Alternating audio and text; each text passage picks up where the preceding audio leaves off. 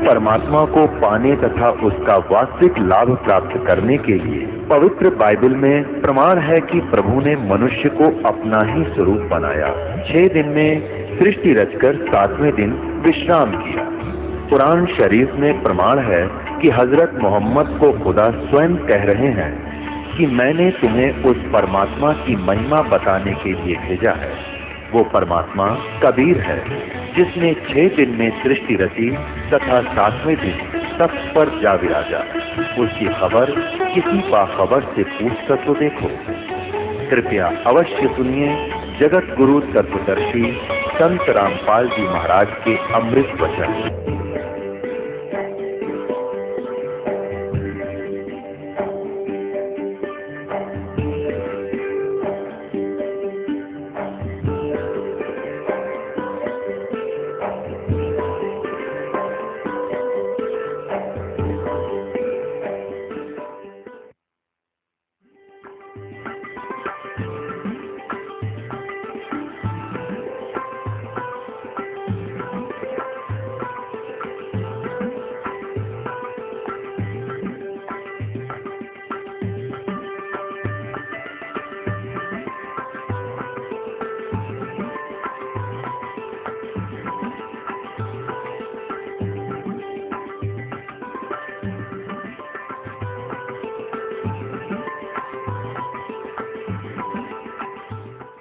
जो गीता जी में way of worship नहीं है, वो शास्त्र विदिता कर्ममान आचरण है, वो हमने नहीं करना चाहिए, वो व्यर्थ है।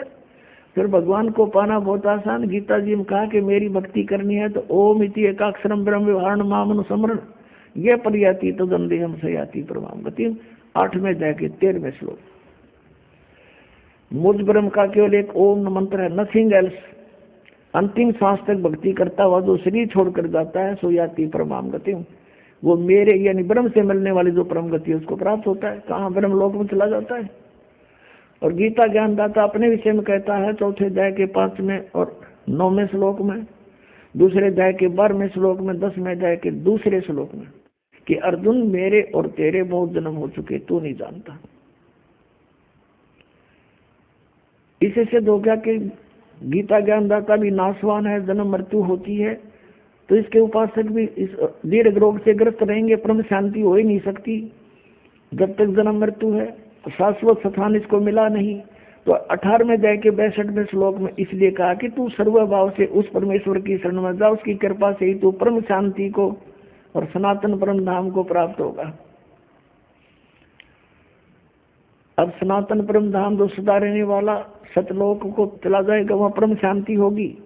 8वें अध्याय के 5 और 7 श्लोक में कहता अर्जुन तो मेरी भक्ति कर मुझे प्राप्त होगा, पर युद्ध करना पड़ेगा, युद्ध भी कर।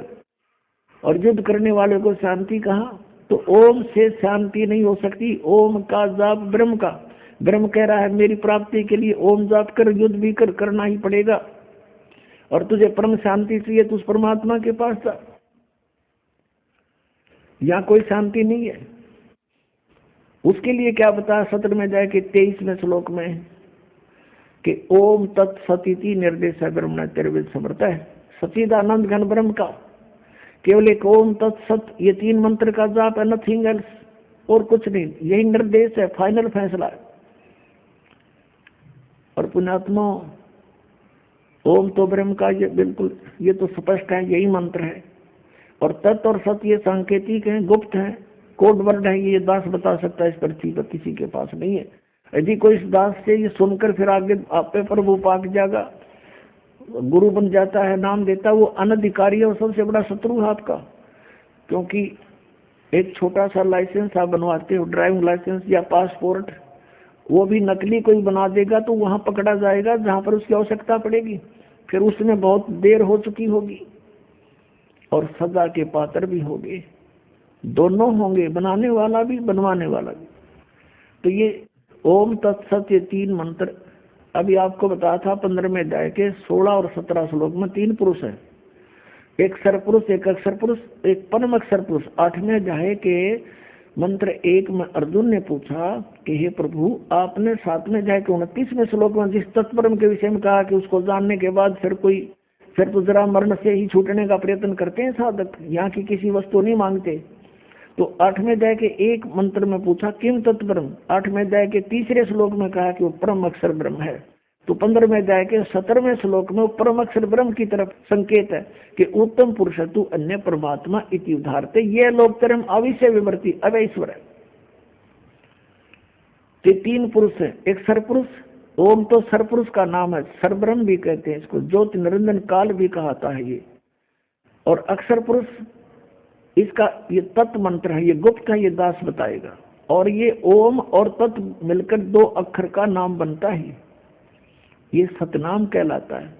ये राधा स्वामी वालों की पुस्तक आपको दिखाई थी, वो सारवचन वार्तिक और शिवजाल जी के वचन थे, उसमें सतनाम का उन्हें पता नहीं वो खान का है पीन का, ये कोई सथान है या कोई भक्तिकरण का या कोई एंड बैंड बोल रहे सारी।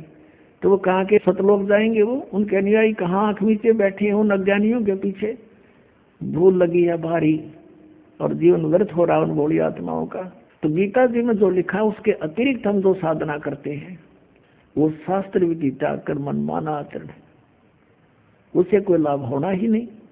तो उस परमात्मा को जिसको हम पाने का प्रयत्न करते रहे और उसने स्वयं ही आकर ये ज्ञान बताना पड़ा। यहाँ क्या बताते हैं कि सेवक हो के उतरे इस पृथ्वी के माही, जीव उदाहरण जगत गुरु बार बार बलि जाहि। आदरणीय देवदास साहब जी कह रहे हैं कि उस परमात्मा के विषय में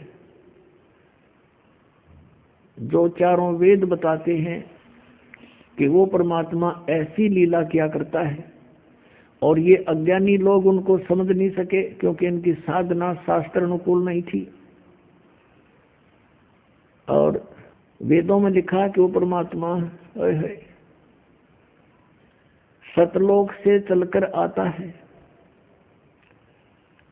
और कवियों की तरह आचरण करता है, तो निराकार की तरह है वो, इनको निराकार निराकार कहने वाले। तो वेदों में जो ज्ञान है वो परमात्मा की महिमा लिखी हुई है और उन वेदों में लिखी वर्णित जो व्याख्यान है उनके ऊपर कबीर देव, कबीर साहब, काशी वाले, बनारस वाले ये ही खरे उतरते हैं। तो यही हमारे भगवान है। तो परमात्मा पाने में जरा सी भी देर नहीं होगी जब हमें ये विश्वास हो जाएगा कि ये परमात्मा है। सब वेद गवाही देते हैं, आंखों देखा संत गवाही देते हैं और ये है way of worship, nothing else. फिर हमारे पास शेष बचेगा क्या? शंका जो है इस जीव की सबसे बड़ी शत्रु है और जब तक शंका समाप्त नहीं होगी भक्ति हम कर नहीं सकते, क्योंकि करते रहेंगे लेकिन बीच में कोई ना कोई आके आपको डिस्टर्ब कर सकता है कि ऐसा नहीं है, ये तो ऐसा है भगवान।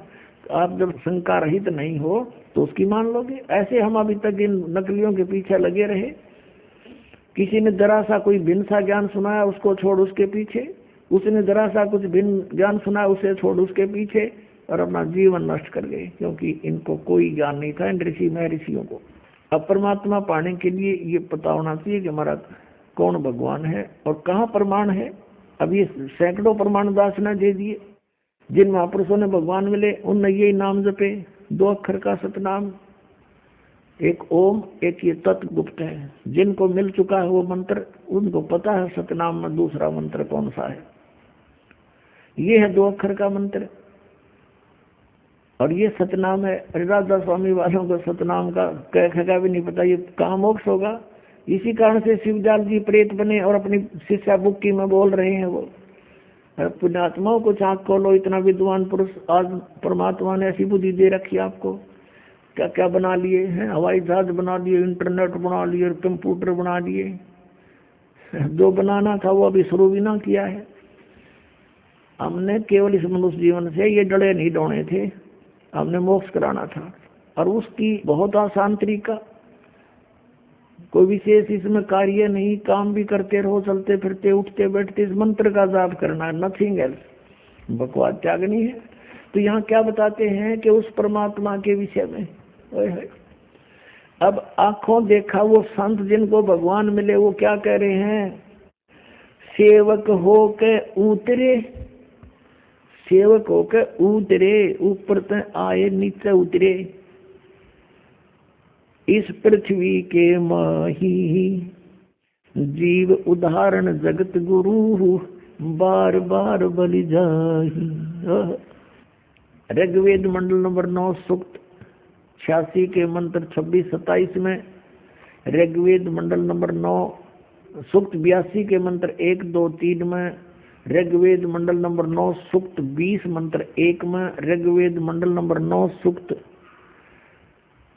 1 मंत्र 8, 9 में, ऋग्वेद मंडल नंबर 9 सूक्त 96 और मंत्र 16 से 20 में है, और भी अनेक स्थानों पे। और ऋग्वेद मंडल नंबर 9 सूक्त 94 के मंत्र 1 में ये स्पष्ट किया कि वो परमात्मा कवियों की तरह आचरण करता हुआ पृथ्वी पर विचरण करता है, घूमता है वो इधर उधर, और सतलोक से चलकर आता है, दृढ़ अच्छे आत्मा को मिलता है और वो तत्व ज्ञान का उपदेश करता है। और परमात्मा स्वयं अपने सूक्ष्म वेद में कहते हैं, चारों युग में संत पुकारे, कूक कहा हम हेल रे, हीरे माणिक मोती बरसे, ये जग चुगता ढेल रे। कि चारों युगों में उन संतों ने मेरी महिमा का गुणगान किया जिनको मैं मिला, और मैंने भी स्वयं आकर के ऊंचे स्वर में आवाज लगा लगा कर जनता को समझा। हीरे माणिक मोती बरसें, ये तत्व ज्ञान रूपी सत साधना रूपी अमृत हम बरसा रहे हैं, मोती बरसा रहे हैं। इनको ग्रहण करते नहीं है बूढ़े भक्त, और ये डड़े ढो रहे हैं, ये जग चुगता ढेल रे। ढेल माने डड़े कंकर पत्थर इकट्ठे कर रहे हो, आन उपासना आन साधना के अन्य भगवानों की पूजा करके तुम डड़े ढो रहे हो, और हम हीरे मोती बरसा रहे हैं, इनको ग्रहण नहीं कर रहे, तुम निर्धन होते जा रहे हो। क्या बताते हैं, हमारा ज्ञान किने ना सुनिया, ये पर भी लेन जात है दुनिया। कहीं पर आप देखते हो इन भ्रमित किए हुए अज्ञानी ऋषि संतों के द्वारा के फलाने स्थान पर कुंभ का पर्व होगा, वहां पर भी लगेगी, पर भी वो है इनकी 1 घंटा 1.5 घंटा स्नान का समय निर्धारित करते हैं किसी सरोवर तालाब या दरिया में, कि उसमें जो स्नान कर लेगा उसका बेड़ा पार हो जाएगा। ये कर रखा है ना ऐसा जुल्म। वहां बेड़ा पार नहीं, बेड़ा गर्क होता है। कैसे होता है, एक समय हरिद्वार के अंदर हर की पैड़ियों पर ये पर्व भी लगी थी। कुंभ के पर्व के ऊपर स्नान का समय निर्धारित किया था इन्होंने। वहां पर ये सभी त्रिगुण उपासक, रजगुण ब्रह्मा, सतगुण विष्णु, तमगुण शिव जी के उपासक, ये गिरी पुरी और नागा वैष्णो, ये कनपाड़े नाथ और बिना कनपाड़े, ये सारे वहां इकट्ठे हो गए स्नान के लिए। स्नान करने का जब समय आया, वहां क्या होता है, गिरी अलग ग्रुप में, पूरी अपने न्यारे ग्रुप में, नागा अलग से इकट्ठे हो जाते हैं, वैष्णो अलग से इकट्ठे हो जाते हैं। वहां से फिर स्नान करने के लिए चलते हैं अपने अपने मुखिया के पीछे। सबसे पहले नागा चले गए ऊपर भी नहाने के लिए, पर भी लेन मोक्ष प्राप्ति के लिए बेड़ा पार कराने गए थे नागा। सबसे पहले पैर की पैड़ियों पर खड़े हो गए स्नान करने के लिए। पीछे से आगे ये सतगुण विष्णु जी के उपासक वैष्णो साधु आए। उन्होंने कहा, अरे नागाओ, पहले हम स्नान करेंगे, हम सर्वश्रेष्ठ हैं, तुम बाहर आओ, अभी स्नान नहीं करना तुमने। वो तैयारी पकड़ रहे थे स्नान करने की। नागा कहने लगे, नहीं, हम सर्वश्रेष्ठ हैं, हम त्यागी और बैरागी हैं, हम कोई वस्त्र तक भी नहीं तन पर रखते, हमको नी इच्छा फिरते हैं, हम सर्वश्रेष्ठ हैं, हम प्रथम स्नान करेंगे। अब वैष्णो साधुओं ने कहा कि तुम बाहर आ जाओ नागो, तुम काहे के श्रेष्ठ हो, तुम नहाते ना धोते, राख लपेटे फिरते हो, शरड फड़ हम टट्टी के हाथ भी नहीं धोते, और तुम काहे के श्रेष्ठ हो, बाहर आओ, हम प्रथम स्नान करेंगे। इस बात का दुख माना उन्होंने, नागाओं ने, और दोनों आपस में झगड़ा शुरू हो गया। वैष्णव साधुओं का, सतगुण विष्णु के उपासकों का, और तमगुण शिव जी के उपासक नागाओं का आपस में लठ बाज गया, झगड़ा हो गया। और वहां लगभग 25,000 ये त्रिगुणोपासक कटका मर गए। वहां पर भी लेन गए थे, बेड़ा पार करान हो गया, बेड़ा गर्क।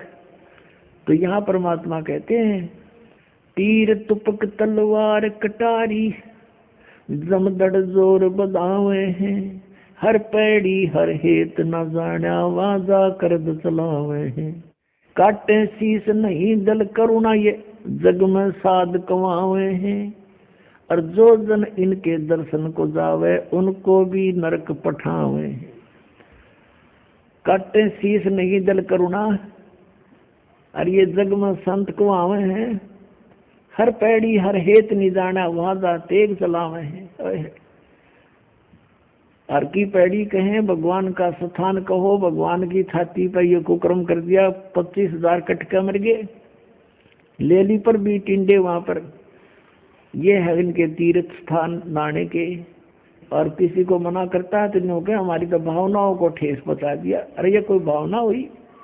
अब जैसे कोई बालक, कोई बिजली का तार टूटा पड़ा है, उसमें स्पार्किंग हो रही है, बच्चा उसको आतिशबाजी जानकर पकड़ने जा रहा है, और कोई बुद्धिमान व्यक्ति उसको देख रहा है, उसको भागकर उठाकर उस बच्चे को उसकी जान बचा देता है। बच्चा रोता है क्योंकि उसकी भावनाओं को ठेस पहुंचा है। वो तो उसको पकड़ना चाहता था और उसको पता था उस भद्र पुरुष को कि ये मर जाएगा, तो उसकी भावनाओं को वहां ठेस पहुंचाना अनिवार्य था।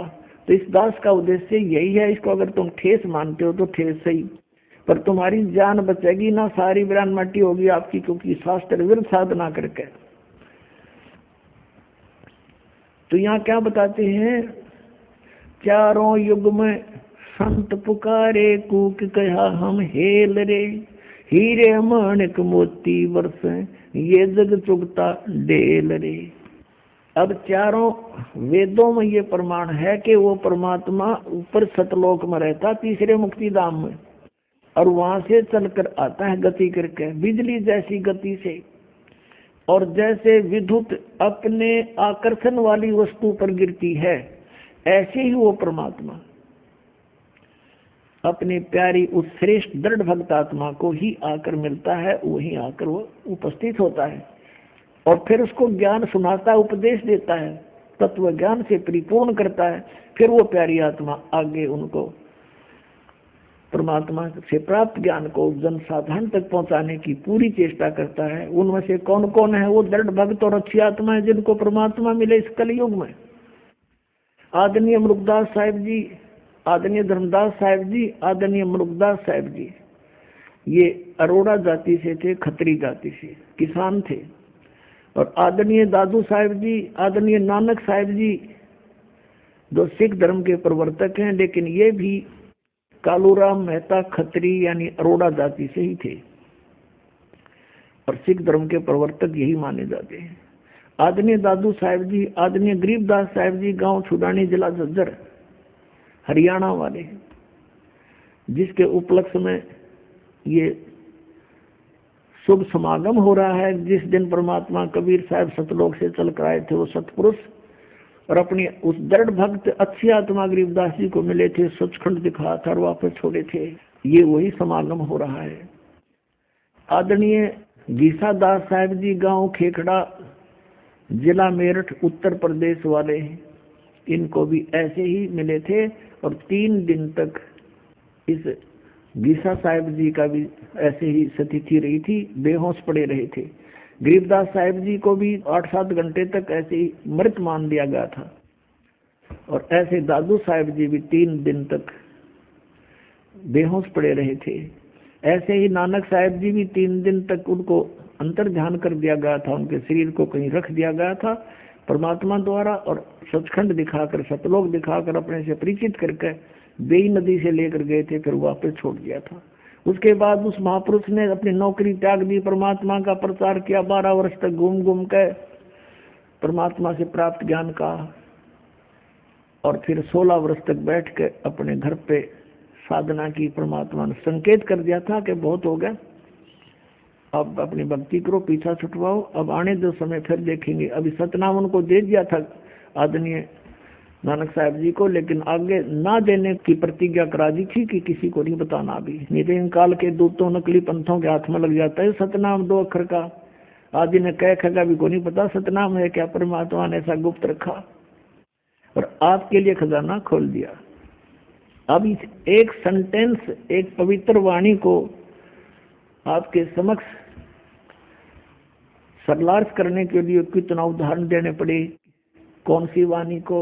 ओए होए, सेवक होकर उतरे इस पृथ्वी के माही, जीव उदाहरण जगत गुरु, बार बार बलि जाहि। पुण्यात्मा, आप तो बालक हो और काल के इस नकली सुख की भांग पिए पड़े हो। जिसका बालक बिगड़ जा, निकम्मा हो जा, शराब स्वरूप पी के किसी गिरा पड़ा हो, तो पिता को माता को पता लग जाए, दौड़े जाया करे, उसने लाओगे उठा समझा बुझा के, नवावा दुआएंगे, उसको कोई ऐसी औषधि देंगे जिससे उसकी शराब उतर जा, क्योंकि वो उसके हमदर्द हैं। तो हम सभी काल की भांग पिए पड़े हैं। कबीर साहब कहते हैं, कबीर ये माया अटपटी और सब घट आन अड़ी, किस किस न समझाऊं या कुएं बांध पड़ी। सब एक प्रकार की बातें बोलते हैं, इनमें माया दिखाई देती और कुछ भी ना दिखता। इनको मालूम है कि वो व्यक्ति करोड़पति था, 1 सेकंड में मृत्यु होगी। अब कहाँ गया वो करोड़पता, उसके साथ कहाँ गई वो माया। सर्व सोने की लंका थी वह रावण से रणधीरम, एक पलक में राज विराजी भजम के पड़े जंजीरम। परमात्मा कहते हैं, भक्ति ना क्या होता है, ये भ्रम रहा संसार। एक रति कंचन पाया नहीं रावण चलती बार, रतन एक रति कंचन 1 ग्राम गोल्ड भी नहीं प्राप्त कर सका, सारी सोने की लंका बना रखी थी, जाते समय कुछ नहीं लेकर जा सका। तो यहाँ हमने जीने के लिए जो आवश्यक वस्तुएं हैं केवल वही संग्रह करनी चाहिए। इसे ज्यादा हम करते हैं तो बकवाद कर रहे हैं, क्योंकि हमने सतलोक चलना है। सतलोक में वो सफाई सुविधाएं हैं, यह सफाई है ही नहीं। हम एक दूसरे को लूट खसोट करके कोठी बंगले बनाते हैं, मृत्यु हो जाती है तुरंत, और गधे बने फिरते हैं। जैसे एक गवर्नर था, हिमाचल प्रदेश और पंजाब का 2 जगह का चार्ज था, और रिटायरमेंट के निकट आ रहा था। उसने सोची बुढ़ापे का समय हिली स्टेशन पर गुजारा करूंगा, वहां पर एक प्लाट ले लेता हूं पहाड़ों पर। वो प्लाट लेने के लिए 3 करोड़ रुपए, पहले 100 के नोट थे, ये बड़े नोट नहीं थे, 500 और 1000 के उस समय। 100 के नोट 3 करोड़ है। एक जीप में आम को नहीं इतने हो जाते। वो धर लिया हेलीकॉप्टर में, उसने जाना देने गया था, प्लाट खरीदने गया था, और साथ में परिवार साथ में आप बैठा जा था। वो इतने लोड में हेलीकॉप्टर क्रश हो गया, वो स्वयं भी मरा, परिवार मर गया, एक लड़का शेष रहा था, बाकी सब मर गए उस हेलीकॉप्टर में। और उन नोटा नो गडरिए ठाए फिरे, गधे खाओ भेड़ खाओ कागजा ने, और वो मर गया वहां पर। और फिर समाचार पत्रों में आया था कि 40 करोड़ रुपया उस टाइम, 40 करोड़, 100 के नोट 40 करोड़ एक बहुत बड़े हाल में नहीं आए। और उसने बताया अपने नीचे तय खाना बनवा रखा था, बेड थे घने, जो ये बोल रहे हैं इनको, इनके अंदर डाल रखे कपड़े दरा करते हैं उसमें, उनमें ठोक रखे थे। बता वो बनेगा किसी गधा, किसी कुत्ता, सुअर, बैल बनकर पूरे करेगा जो लूट रखे थे, और वो जोड़ा जाड़ा यही रह गया। तो ये ज्ञान हमने सत्संग से समझना पड़ेगा। जब भक्ति करनी है, परमात्मा पाना है, तो आपने ये मर्यादा, इस नियम से रहना पड़ेगा। और आपको आवश्यकता कुछ वस्तु की होगी तो भगवान आपको अनायास ही देगा, आप देगा। आप इस मर्यादा से रहें। तो अब क्या बताते हैं कि आप जी ने इधर ध्यान कभी दिया नहीं, क्योंकि इधर ध्यान तो जब हमें कोई बताने वाला हो, हमें तो ये गुण गाएंगे, बजले रे भगवान, भगवान की सा भगवान निराकार, चलो भाई निराकार होगा। अब भगवान से हम मिलना चाहते हैं, हर भगवान निराकार बताते हैं, हमारी बुद्धि काम नहीं करे थी कि ये क्या बोल रहे हैं, बकवाद कर रहे हैं। अब जैसे किसी बेटी का विवाह करते हैं माता पिता, और उसकी माता बताती है, बेटी जिस लड़के से हम तेरा रिश्ता करके आए हैं वो ऐसा है, उसके पास ऐसी संपत्ति है, उनका ऐसा मकान है, तो रुचि बनती है बालक की। और कोई नो कह दे बेटी तेरा विवाह कर दिया और पति तेरा है ही नहीं, तो निराकार है, तो वह बता के गड्ढेगी वहां पर, वह क्या करेगी उस निराकार पति का। तो अब हम परमात्मा से मिलने की चेष्टा करते हैं और कहते हैं भगवान निराकार है। और ये राधा स्वामी पंथाले, धन धन सतगुरु पंथ सरसाड़े, डेरे वाले, सच्चा सौदे वाले, और जय गुरुदेव वाले, और ये जनौद वाले, भिवानी वाले, ये राधा स्वामी पंथ समझो सारा ही। और इनका विधान है कि सतलोक में भगवान नहीं, सतपुरुष नहीं है, वहाँ तो चेतन ही चेतन है, चैतन्यता ही चैतन्यता है, प्रकाश ही प्रकाश है। और आत्मा उस प्रकाश में ऐसे मिल जाती है जाकर जैसे बूंद समंदर में, उधर डूब कर मरना हो गया, फिर कोई बात हुई है। तो ये विधान है, करोड़ों व्यक्ति डबो दिए इन अज्ञानियों ने, शास्त्र विरुद्ध साधना करा के काल के जाल में फंसा दिए। अब कहें तो दुख मानते हैं श्रद्धालु भी के रामपाल तो आलोचना करता है, आलोचना की परिभाषा बदल ली तुमने अज्ञान के कारण। सत्य कहना आलोचना नहीं होती, वह सत्य होती है। आलोचना होती है किसी के बारे में झूठी बकवाद करे। हम तो विद प्रमाण बोलते हैं, आप ही के पुस्तकों से दिखाते हैं कि ये देखो दुर्गति हो रही तुम्हारे परम धनी शिवदयाल की, भूत बनकर अपनी शिष्या बुक्की में फिर शंका समाधान करने लग रहा बैठ के। वो कहते हो तो अनामी लोक में चला गया, अनामी लोक में कहाँ गया, तो बुक्की लोक में आ गया। अब यहाँ क्या बताते हैं, सेवक हो के उतरे इस पृथ्वी के माही, जीव उदाहरण जगत गुरु बार बार बलि जाहि। गरीबदास जी कह रहे हैं कि एक दास बनकर आए भगवान, सेवक होकर उतरे इस पृथ्वी के माही, उतरे सतलोक से चल के आए, और किस उद्देश्य से, जीव उदाहरण जगत गुरु। और कहते हैं बार बार बलि जाऊं मैं, गरीबदास जी कहते हैं बलिहारी जाऊं इस परमात्मा के ऊपर जो किसे दयालु हैं, कैसे दयालु हैं। सतलोक से इतने सुंदर लोक को छोड़कर हमारे लिए यहाँ आते इस गंदे लोक में जहाँ पर आहार भी उपलब्ध नहीं ढंग का। और दास बनकाए कबीरदास सांस गिर जितनी वाणी बोली कबीरदास, दास कबीर। परमात्मा जब क्यों उन्होंने दास कहा कि हमने भी यदि सतलोक पाना है तो ऐसे ही हम अपनी क्रियाएं बनानी पड़ेंगी। यहाँ पर कोई भी जिसने अपने आप को स्वामी माना है वो पेटे हैं अंत में। किसी राजा को देख लो, इन हिरण्यकशिपु को देख लो और रावण को देख लो, भक्ति करने और साथ बकवाद नहीं चलेगी। अब रावण जैसी साधना कोई नहीं कर सकता, यहाँ से धड़ काट कर चढ़ा दी, भगवान के निमित्त समर्पित कर दिया। लेकिन कुठोड़ कुपात्र के स्थान कुपात्र को दे दिया, वो सुपात्र को देता तो लाभ होता। शिव की उपासना तमोगुण की करके राक्षस कहलाया।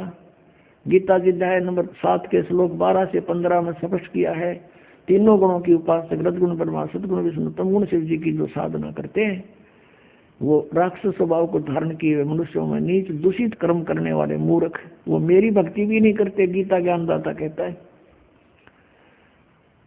तो इस प्रकार ये भक्ति भी करते थे, दास नहीं बने, तो अंत में क्या हुआ इनके साथ। तो यहाँ क्या बताते हैं, सेवक होकर उतरे और इस पृथ्वी के माँ, जीव उदाहरण जगत गुरु बार बार बलि जान। अपने प्यारी आत्माओं का उद्धार करने के लिए वो जगत गुरु यानी सबका गुरु, सबको तत्व ज्ञान देने वाला केवल एकमात्र कबीर जी हैं और वही परमात्मा है। अब फिर बताते हैं वो कहाँ आए, काशीपुरी कष्ट किया उतरे अदर आधार यानी ऊपर तो नीचे आए। मोमन को मुजरा हुआ वहां जंगल में दीदारे। मोमिन यानी उस नीरू नामक मुसलमान दुल्हाए को परमात्मा ने जंगल में दर्शन दिए, लहर तारा तालाब पर। अब उस परमात्मा का कितना सुंदर शरीर था। कोट कर्ण शशि भान सुध आसन अदर विमाने, प्रसद पूर्ण ब्रह्म को शीतल पिंड और प्राणी। अब परमात्मा का कहते हैं ऊपर आसन अधर विमान, सतलोक में तो उस परमात्मा का ऐसा शरीर है, करोड़ सूर्य करोड़ चंद्रमा ऐसी शोभा है। कोट किरण शशि भान सुध, शशि माने चंद्रमा, भानु माने सूर्य। कोट किरण शशि भान सुध वो आसन अधर विमाने। और वही परमात्मा फिर कहते हैं बालक रूप में, परसत पूर्ण ब्रह्म को शीतल पिंड और प्राण। कहते हैं माई का नीरू ने जब परमात्मा को सीने से लगाया, कहते उसके प्राण आत्मा में एकदम शांति छागी, जैसे जले हुए पर बर्फ रख दी जाती है, एकदम शांत कर देता है।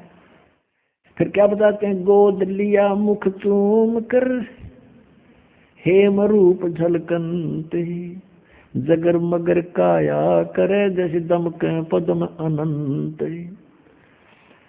उस माई ने शिशु रूप धारी बालक को कहते हैं मुंह चूमा, गोद में लिया। और परमात्मा का कैसा रूप था, हेम रूप झलकंत। हिम हिम माने बर्फ।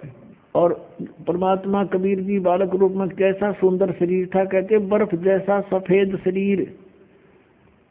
जैसे कोई कपड़ा लेने जाते थे ना दुकान पर, तो यूं कहा करते भाई स्नो व्हाइट कलर देना। स्नो व्हाइट माने बर्फ जैसी सफेदी वाला। तो यहाँ कहते हैं गोद लिया मुख चूम के और हेम रूप जलकंत, हिम की तरह झलक रहे थे परमात्मा। और जगर मगर काया करे जैसे दमके पद्म अनंत।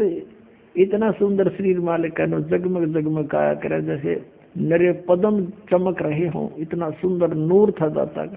फिर ये सा रूप दिखा कर फिर बालक के रूप में हो गए। अब नीरू स्नान करके बाहर आया और नीमा उस बालक के प्यार में इतनी मदहोश हो गई थी, वो सब शुद्ध विसरा बैठी थी। बार बार कभी ऊपर को देख रही थी, कभी बालक के मुख को देखकर सो शुक्र बना रही थी, गद गद हो रही थी और झूम रही थी। अब उसने देखा कि नीरू ने अपना आइडिया लगाया कि पहले हम हिंदू थे, हमें बाई फोर्स मुसलमान बना दिया। अब हिंदुओं से हमारा लिंक नहीं, मुसलमानों में ऐसी अभी कोई हमारी पकड़ नहीं। अब हम इस बच्चे को घर ले जाएंगे, लोग कहेंगे कहाँ से लाए, हम कहेंगे कमल के फूल पर, लोग कहेंगे कमल के फूल पर बालक विराजमान हो ही नहीं सकता, ये झूठ बोल रहे हैं। और कहेंगे पूछेंगे इनका माता पिता कौन है, उसको वापस देकर आओ, हमें पीटेंगे छेतेंगे, हमें घर से बाहर निकाल देंगे, बच्चा भी छीन लेंगे, अनाथालय में दे देंगे। गुणात्माओं परमात्मा के मार्ग में यदि आपने कदम रखना है तो इसमें अविश्वास नहीं होना चाहिए। जैसे क्योंकि बगैर ज्ञान के व्यक्ति तो कुछ भी बोल सकते हैं, वो कह सकते हैं कि कमल के फूल पर बालक हो ही नहीं सकता, वो रुक ही नहीं सकता। भगवान ने पृथ्वी रोक रखी बगैर किसी स्तंभ के, बगैर किसी सपोर्ट के, और ये घूम रही है खुद भी और वैसे भी घूम रही है ऐसे, तो परमात्मा क्या नहीं कर सकता। फिर भी आपको एक उदाहरण बताते हैं। इस दास को क्रोथा कांड के झूठे केस में जेल में कुछ समय व्यतीत करना पड़ा। वहां पर एक कर्मचारी था, यानी वार्डन था, जिस वार्ड में मुझे रखा हुआ था। तो वो आते थे, चर्चा करते थे, पूछते थे महाराज कारण क्या हुआ, सब उनको सच्चाई बताते थे। वो भी परिचित हुए सच्चाई से, एक सचमुच आपके साथ तो राजनीतिक षड्यंत्र है, हम भी अब बहुत महसूस कर रहे हैं। तो फिर ज्ञान चर्चा होती थी, तो हमने कहा कबीर इज गॉड, ऐसे ऐसे वो अवतरित हुए, कमल के फूल पर आए। तो उससे पहले वही वार्डन, वो पुलिस वाला कह रहा था, 2 दिन पहले चर्चा चल रही थी कहने लगे जी हमारा एक मित्र है पुलिस वाला, उसके घर पे एक बथुआ है। बथुए का पौधा आपने देखा होगा, 1.5-2 फुट का होता मैक्सिमम। हमने तो इससे बड़ा देखा नहीं था। वो बता रहा कि बथुए का पौधा 10 फुट ऊंचा है, 10-11 फुट, और नीचे से उसका पेड़ जो है तना लगभग 3-4 इंच मोटा है, और वो सदाबहार है, यानी पूरे वर्ष वो हरा भरा रहता है। उसके पत्तों का साग बनाकर खाया जाता है। अब हमने तो अविश्वास हुआ नहीं भी होगा, हो सकता कोई बड़ी बात नहीं। अब फिर एक दिन ये चर्चा चली जब इस दास के साथ के भाई परमात्मा कमल के फूल पर आकर विराजमान हुए, तो यहाँ आकर वो अड़ गया न, बोला जी यह बात नहीं समझ में आती आपकी, और सारी मान लेंगे, लेकिन कमल के फूल पर बालक कैसे रुक सकता है, वो तो बिल्कुल पत्ते से होते हैं। मेरे फिर वह बात याद आएगी। मैं कहने लगा भगत एक बात बताओ, आप परसों बता रहे थे कि आपके एक मित्र के घर पर एक बथुआ है और वो 3-4 इंच मोटा उसका तना है और 10 फुट ऊंचा लंबा है। ये संभव हो सकती है? कभी देखा तो नहीं, हमने 2 फुट से ऊपर कभी बथुआ देखा नहीं। हम किसान परिवार में जन्म हमारा, और आप ये कह रहे हो कि ऐसा था। वो भी मान रहे हैं कि परमात्मा कुछ भी कर सकता है, उसकी बुद्धि सेट होगी तुरंत। जब एक 10 फुट का बथुआ हो सकता है तो क्या कमल का फूल इतना स्ट्रॉन्ग नहीं हो सकता जिस पर बालक लौट जाए? तुरंत मान गया, ने बोला जी हो सकता है, 100 हो सकता है।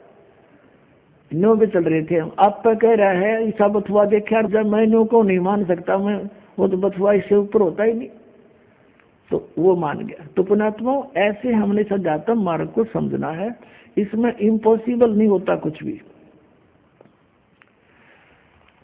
एक उदाहरण बताते हैं, कबीर परमात्मा का एक साधक था। हम कैसे साधक हैं, हम भगवान के ज्ञान को अवश्य सुनते हैं लेकिन मनमुखी तुरंत हो जाते हैं।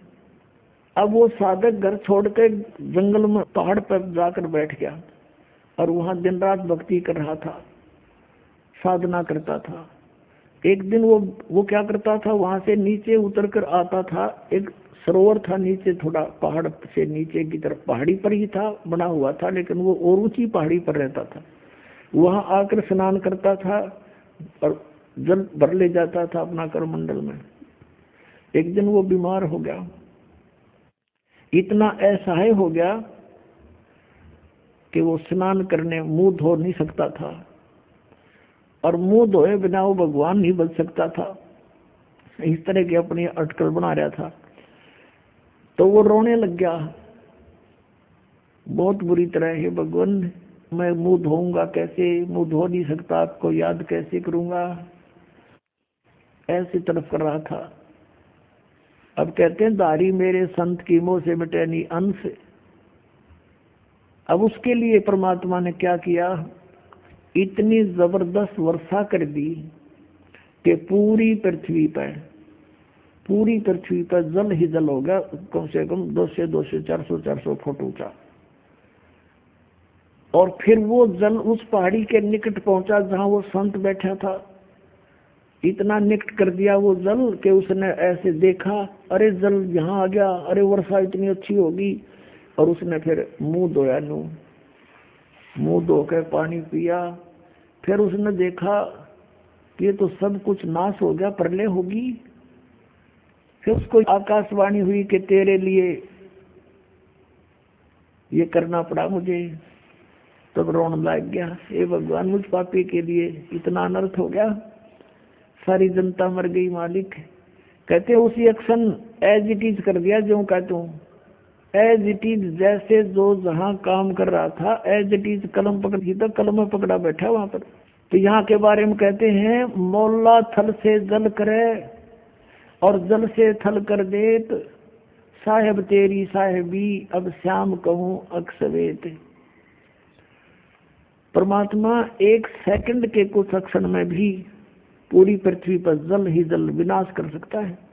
और दूसरे अक्षर में जो का तू आपको जैसे यहाँ बैठे हो ऐसा ही बैठा दे, आपके याद भी ना हो मेरे गल बनी थी क्या। इतना सामर्थ्य परमात्मा में है। और हम इन अनाड़ियों के कारण, अज्ञानता के कारण शास्त्र साधना करने के कारण परमेश्वरीय लाभ से वंचित रहने से हम ये सोच बैठे हैं ऐसा नहीं हो सकता, ऐसा नहीं हो सकता। और ये अगर मगर जो है ये हमारे भक्ति मार्ग को समझने में बहुत बड़ी बाधा है। परमात्मा के मार्ग में कभी भी अविश्वास नहीं होना चाहिए। एक कथा सुनाता हूँ। इस दास को जब तक ये ज्ञान नहीं प्राप्त हुआ था तब ऐसे ही कोई जैसा भी कोई ज्ञान देता उसको उसका सच्चाई लगता था। हमें हमारे घर पे हमारे किराए के ऊपर एक आर्य समाज का एक व्यक्ति रहता था। वो टीचर था, वो शास्त्री बताता था अपने आप को, और बहुत अच्छी नेक आत्मा था, बोलन बतलाने का स्वभाव ठीक था उसका। तो फिर मुझे उपदेश प्राप्त हो गया। पहले जब हम चर्चा करते थे उससे तो कुछ भी कह देता था, उसकी बात को मानते थे। वो महर्षि दयानंद का पुजारी था। जब दास को ये ज्ञान हुआ सन 1988 में नाम प्राप्त हुआ, तो 1989 में 1 वर्ष बाद दास ने क्या सोचा कि ये भक्ति बोध जो आपको देते हैं मंत्र, ये नित्यनेमकरण की पुस्तक, ये छपवाई। इस दास ने कुछ पुस्तक छपवाई 2000 या जैसा भी, और वो छपवाई इसलिए थी कि गुरुदेव को दे देंगे और वो भक्तों को आगे फ्री बांटते हैं। अब वो जब वो ऊपर एक हमने पूजा सतल बनाया था 15 बाई 5.5 का, गैलरी के ऊपर अलग से सेपरेट बना था। उसमें खिड़कियां लगाई थी, एक शीशा टूटा हुआ था। उन खिड़कियों के बाहर की साइड में लोहे की जाली लगानी थी। ये मच्छरों से बचाने की होती है ना जालियां, लोहे की जाली। तो ये दास उसका साइज नाप के ले गया। वो थी, चौड़ाई तो थी 2 फुट 8 इंच, ऊंचाई थी 4 फुट। अब 2 फुट 8 इंच मैंने ऐसे 2 और फिर डैश ला के 8 इंच के ऊपर 2 डैश ला के अपनी इस इंजीनियरिंग भाषा में लिख रखी थी। वो तो हम आदमी भी ऐसे लिखता है। तो वो जा करके मैंने एक लोहे वाले दुकानदार से दे दी कि भाई ये जाड़ी तैयार कर दे इस साइज की। मैं कुछ और सामान ले आता हूँ। स्कूटर ले रखा था मैं, छोटा 2 व्हीलर मोटरसाइकिल टाइप। मैं सामान आगे से कुछ और लेकर आया तो उन्होंने उसके नौकर ने वो जाली काट के पैक करके रखी। उसकी पेमेंट करके दास चल पड़ा। घर पे आया, बड़ा लड़का छोटी उम्र का था, 13-14 वर्ष का होगा, और एक और किराएदार रहता था वहीं पर, बिहार साइड का था वो। उनसे कहा कि भी तुम दोनों जने ऐसे करो, ये जाली लगा दो। उसमें सिर्फ लगा के कील ठोकनी थी और कुछ नहीं करना था। तो वो दोनों लगाने लगे, वो जाली लगाने लगे। तो वो चौड़ाई में छोटी थी 8 इंच, उसके काटने में फर्क रह गया। धोखे से 2 फुट 8 इंच की बजाय 2 फुट काट दी और ऊंचाई से ही काट दी। उन्होंने मुझे बताया, लड़के ने फिर उसने दोनों ने कहा जी ये जाली तो छोटी है। मैं भी छोटी कैसे हो सकती है, मैं नाप के देख रहा हूँ नाप।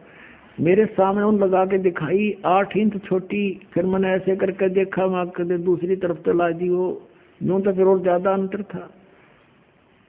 दूसरी फिर देखा, दूसरी भी ऐसी। अब वहां जहां मकान बना रखा था शहर, वहां से काफी दूर था, 3-4 किलोमीटर की दूरी पर। मैंने सोचा फिर देखेंगे, अब समय नहीं है। सुबह उठकर जल्दी अपनी ड्यूटी पर चला गया। उनने पीछे से उठा कर वह स्टोर में फेंक दी, उनकी माँ ने जाली। अब फिर ऐसे ही फिर कुछ दिनों के बाद क्या किया, पुस्तक छपवाई भक्ति बोध, और वो ऊपर रख दी उस पूजा स्थल में, तख्त के ऊपर। कुछ दिन के बाद क्या देखा कि शीशा फूटा हुआ था खिड़की एक साइड का, उसमें से चूहे घुस के उनको काटना शुरू कर रखा। तो फिर मेरे दिमाग में आई कि वो जाली जो 2 थी, उन दोनों को एक पर लगा देते हैं फिलहाल, फिर देखेंगे। कुछ समय नहीं था, कुछ ऐसा लीला मालिक की थी, यो खेल खेलना था इस दास के साथ। तो मैंने उन बच्चों से कहा कि भाई ऐसे करो, वो जाली जो छोटी थी कांदी, वो ऊपर रखी है स्टोर से निकाल के, इन दोनों को ऊपर ओवरलैप करके एक खिड़की को कवर कर दो, इसमें से चूहे घुसते हैं। और पुस्तक काट दी भगवान की। उन्होंने कहा ठीक है जी। मैं चला गया अपनी ड्यूटी पर। तो शाम को मुझे चिंता थी कि नहीं लगा रखी होगी तो बच्चों से लगवाऊंगा। तो क्या देखा कि एक जाली लगा रखी है, एक जाली नीचे पड़ी है। अब मैंने देखा कि वो एक ही जाली पूरी पूरी लगी हुई है और कुछ एक्स्ट्रा लटक रही है। मैंने उनकी माँ से पूछा कि ये जाली वही है या कोई और चेंज करवा लाए बच्चे। उसने कहा जी मैं सुबह से इसको कह रही थी भाई तू लगा दे, इस जाली को लगा लो, तेरा पापा फिर नाराज होगा। और जो मान नहीं रहा था खेलने चला गया। अब आया था 20 मिनट पहले और मैंने उतार के अभी दी थी इनको। वही किराएदार जो अनिल नाम था उसका, बिहार का रहने वाला, उन दोनों ने सीढ़ी लगा करके वो एक साइड में लगा दी थी और वो एक लाजिरी एक पड़ी। मैंने कहा ये जाली तो छोटी थी। अब उनका ध्यान नहीं इतना और मेरा कलेजा पकड़ दिया। मैंने कहा बच्चा कहाँ है? वो बुलाया, दोनों इकट्ठे करे कि भी साची बताओ। मैंने लड़के से कहा मेरे सिर पर हाथ रख कर और कबीर साहब की कसम खा बेटा कि तू और नहीं लाई जाली। अगर नहीं पापा अभी मेरी मान उतार के नीचे डाली है। अरे ने पूछ लो अभी लगाई हमने। फिर मैं उनको याद दिलाया कि ये छोटी थी जब तुम पहले लगा रहे थे, साल भर पहले, 8-9 महीने पहले। कहा ये छोटी थी, बिल्कुल छोटी। दोनों को याद आ गया। अरे ये कैसे पूरी होगी हमने नहीं पता। एक ये पड़ी, उनको जंग लगा हुआ थोड़ा थोड़ा। एक रेनी सीजन ऊपर का उतर गया था उसका, वर्षा का मौसम भी ऊपर का उतर चुका था। पुण्यात्माओं वो दिन है आज ये दृढ़ हो गया इस दास को, परमात्मा जो चाहे सो कर सकता है। हमने सुना था द्रौपदी का तीर बढ़ा दिया, परमात्मा ने दास की लोहे की जाली बढ़ा दी।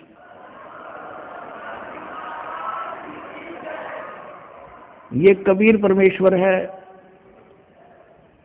जिसने लोहे की जाली को भी बढ़ा दिया इस दास को दृढ़ करने के लिए।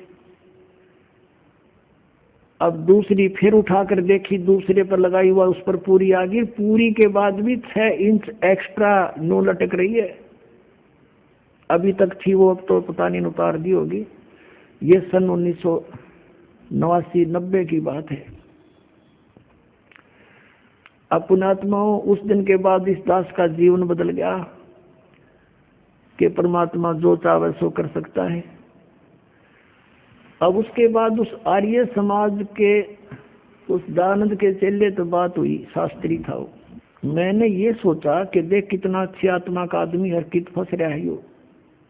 उससे जब चर्चा होती थी पहले कि द्रौपदी का तीर बढ़ा दिया, हम तो भगवान कृष्ण ने मानना थे, श्री कृष्ण ने बढ़ा दिया, तो वो कहा करता कि ये सब बकवाद है, ये कभी हो सकता है?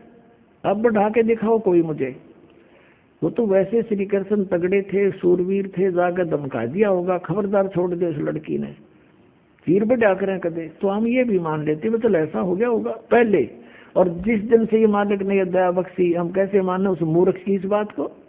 तो फिर मैंने ये सोचा कि इसको समझाऊं अच्छी आत्मा का, शायद ये बात मान ले। क्योंकि पहले वो हर तरह एक बिल्कुल अच्छा आदमी लग गया था, बोलन में, बतलान में, विनम्र भाव में, और अच्छी सुलझी हुई बात किया करता था। मैंने सोचा कि इसका कल्याण हो जाए, बता दूं।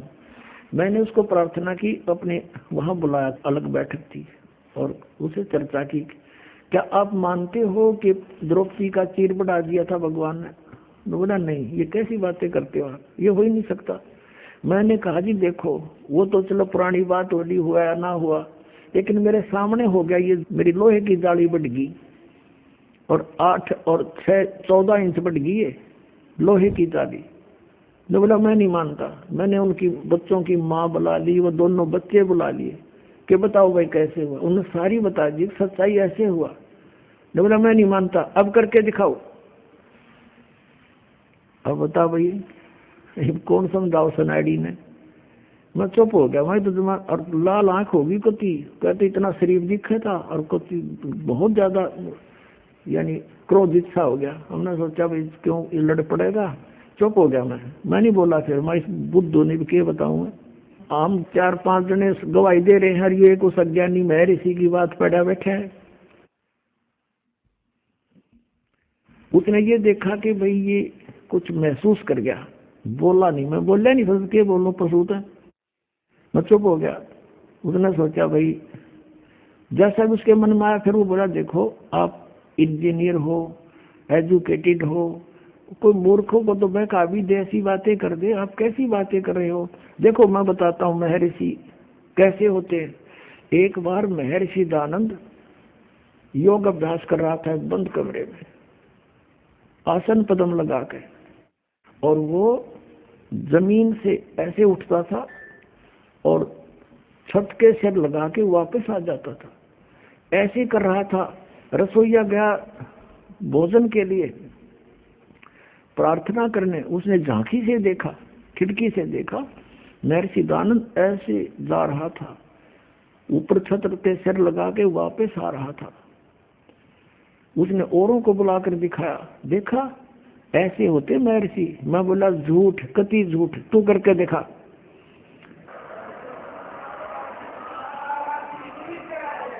मैं बोला अब करके दिखा, और देख मुंह हो गया। नहीं हो गया, तू घना सियाना बना दिया कबीर पंथिया ने, वो पहले वाला रामपाल ना रहा, मैं पहले वाला ना रहा। मैं तेरे मूर्खा ही सारी बात मान्या करता, मेरी आंखें के साथ भी तेरी तू अभी उसी घिसी पिटी बातों को बोल रहा है। तो पुण्यात्मा परमात्मा के मार्ग में अविश्वास नहीं होना चाहिए। एक 2 साधक थे, एक 40 वर्ष से साधना कर रहा था, बड़ी बड़ी दाढ़ी बढ़ा रखी, बैठा पति परमात्मा प्राप्त दिखाई देता। एक 4 वर्ष से साधना प्रारंभ की थी, नौजवान बच्चा था। एक देवदूत आता था भगवान के दरबार से, उन दोनों से मिलता था, घंटों भगवान की बातें चर्चा करके दोनों से, वो रहते थे अलग अलग, एक इधर एक दूसरी पश्चिम में एक पूर्व में, गांव के नगर के, दोनों के पास चर्चा करके जाता था। एक दिन उस देवदूत ने भगवान से कहा, भगवान विष्णु से, कि भगवान आपके 2 भक्त बड़े अटल हैं, आपके ऊपर पूरा विश्वास करते हैं। विष्णु जी ने देखा ध्यान दृष्टि से, कहा कि नहीं, उनमें से एक भक्त है, एक भक्त नहीं है, वो ढोंग कर रहा है। तो देवदूत ने कहा कि भगवान वो होगा जो अभी 4 वर्ष से लगा है, कि नहीं, जो बहुत पुराना लगा हुआ है वो भक्त नहीं है, वो विश्वासी नहीं है। देवदूत को ये समस्या आ गई कि शायद भगवान ने समझा नहीं होगा ढंग से। कहने लगा जी इधर पूर्व की साइड में बैठा है ना, वो दाढ़ी बड़ी बढ़ रही है, बड़ा वो है, 40 वर्ष से लगा हुआ, आपका पक्का भगत है। कहने लगे वही तो भगत नहीं है, भगवान बोले। अब वो देवदूत उसके मुंह का नहीं देखा, मालिक के मुंह का नहीं, भाई कैसे बोल रहे हैं परमात्मा। तो विष्णु ने कहा कि आपको मेरी बात पर विश्वास नहीं हुआ। देवदूत ने कहा भगवान ये तो नहीं हो सकता कि आपकी बात अविश्वसनीय हो, लेकिन मेरी बुद्धि छोटी है, ये काम ना कर रही। तब विष्णु जी ने कहा कि आज तू थोड़ा सा देर से मिलने जाना उनको, और वो कारण पूछे तो उनको ये बताना। अब ठीक है, वो सबसे पहले गया तो उससे के पास जिसने सही भक्त मानना था, 40 वर्ष से भक्ति कर रहा था, उसके पास गया तो उसने पूछा उस बड़े भक्त ने कि देवदूत आज तो बहुत देर कर दी, 2-3 घंटे लेट आए, क्या बात होगी, स्वस्थ तो हो। तो देवदूत ने कहा कि भगत क्या बताऊं, आज तो भगवान ने ऐसी अनहोनी कर दी। परमात्मा ने दिन के 1 बजे और एक अनहोनी लीला करनी थी, उसको देखने के लिए रुका रहा मैं। क्या करनी थी कि एक हाथी को और सुई के उस सुराख से निकालना था, सुई के सुराख से निकालना था, धागा डालने का सुराख होता सुई, उसमें से हाथी निकालना था। और मैं उसको देखने के लिए रुक गया। उस 40 वर्ष वाले साधक ने पूछा फिर क्या हुआ, कि भगवान ने सचमुच हाथी को सुई के धागा डालने वाले सुराख में निकाल दिया। वो क्या कहता है कि देवदूत ऐसी झूठ बोल किसी अगर जच जा, ऐसी बकवाद नहीं करा करते, ये कभी हो सकता है? अब देवदूत उसके मुंह का नहीं देखे डांगर बोला कि है दिखा ऐसा भगत इस पर विश्वास नहीं भगवान का। वो तो उठ कर चल पड़ा, भाई भगवान ठीक कह रहे थे, ये तो मेरा पशु है, खाम खांडड़े ढोरे। जब इसमें न विश्वास नहीं, भगवान क्या नहीं कर सकता, फिर क्या फायदा इस भक्त का।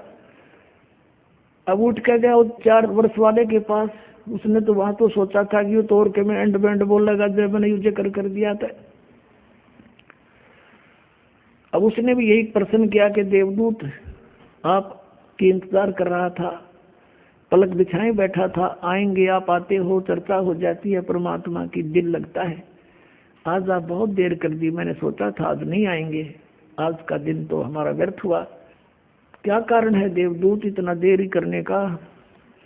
उसने फिर यही बताया कि दिन के 1 बजे परमात्मा ने एक लीला करनी थी, और भाई कमाल कर दिया भगवान ने, तो हद कर दी कि सुई की सुराख के अंदर से हाथी निकाल दिया, वे अचरज कर दिया।